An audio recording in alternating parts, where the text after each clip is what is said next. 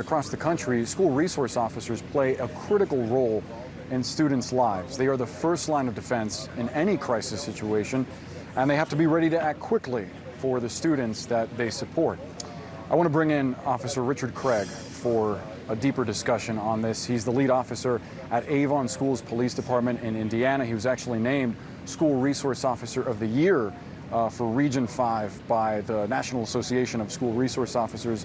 Officer Craig, we appreciate you being with us to lend your perspective. Do you feel that you're prepared to act in a situation like what happened here in Uvalde or even in Parkland, Florida at Marjory Stone Douglas High School?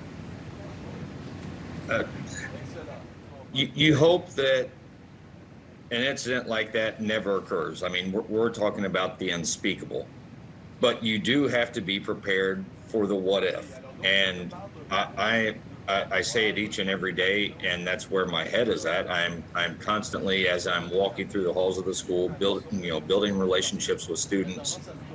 That's the ultimate reason I'm there, is to protect them, to keep them safe, and so that they go home safely at the end of the day.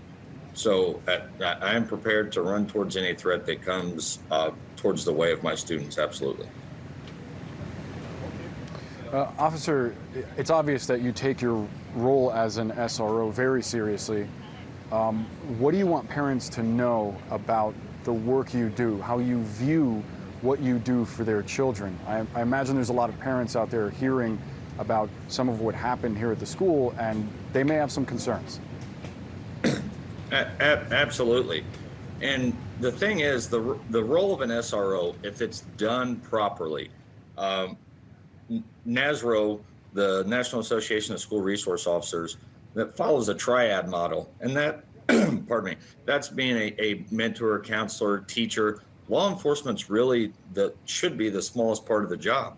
I'm not there to arrest kids. I'm not there. A lot of parents say, man, I didn't know this school was that bad. They have officers here. That's absolutely, that's couldn't be farther from the truth. The information and the relationship building is absolutely key. And the person I become, and with the relationships that I build with my students, the information, that pipeline of information that I get, there's not a lot that goes on in my school building that I don't know about. And that is because of the relationships that I have with my students. They want to be safe. My students know that I'm willing to lay my life down for them.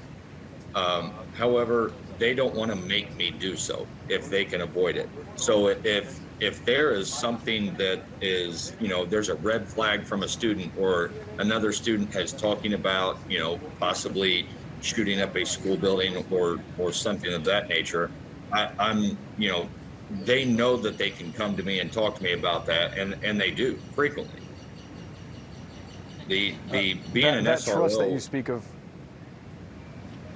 Oh, go ahead, sir. Go ahead, Boris. I was just going to ask, because you're talking about being aware of red flags and the trust that you have to build with students for them to come to you and share something that concerns them. How do you distinguish between what may just be a rowdy teenager saying things to get a rise out of people and something that has to be taken more seriously? Absolutely. I mean, and that's where you have to take the time to investigate. You have to take the time to find out more information. I can't just say, make that determination and say, oh, he's probably just a kid being a kid. I'm sure they didn't mean anything about it. That's not up to me to make that determination on the surface. You have to do some more digging, and that is a partnership between the SRO and the school. Depending on what policies the school has in place, counselors, involvement from counselors, the mental health, unless you're in a school building each and every day, which the majority of adults I don't believe that are, there is a number of children that are struggling with mental health issues, whether it, and there are many that are in crisis. And these are very, some children that are very young. We are there also to provide those resources to get them some help, to line the parents up with some resources so they can get their children some help. We don't want this for their child any more than the parents do. Officer Craig, there's something, a unique aspect to what you do that I wanted to ask you about because it's pertinent in this context. You've said that you want to meet students where they are. That's led you to social media and TikTok. Your account actually has 128,000 followers, over a million likes.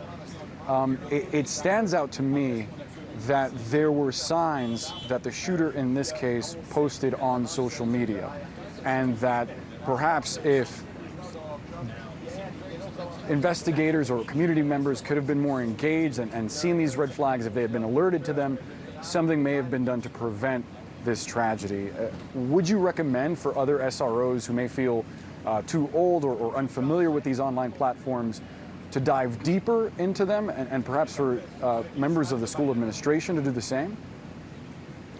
Boris, I personally, I do, and this is just my personal viewpoint in that. And I'm in my 40s, Boris. I'm not young. I am very, as the kids say, some of my content's kind of cringy, but they appreciate the fact that I'm at least on there. I do it to make my own kids uncomfortable, and I do it to see what my kids at school are doing. However, social media is one of those things that police departments across the country have. It's sometimes a hot button topic, and different police departments have different policy against social media, depending on what their chief stance is or sheriff's stance is on social media. And a lot of agencies have opted to stay away from it, to keep their officers away from it, because it can cause a tremendous headache or heartache for an officer or an agency if it's not utilized properly. And I'm really, I'm not out there trying to, put my daily life on there, but I'm on there to try to connect with my students, and also to be an open line of communication with my kids, because they might not want to speak to me during the school day. There may be a student that either didn't have the opportunity to speak to me, or maybe they didn't want to be seen talking to the police. This is part of what I try to do to bridge that gap between young people and law enforcement.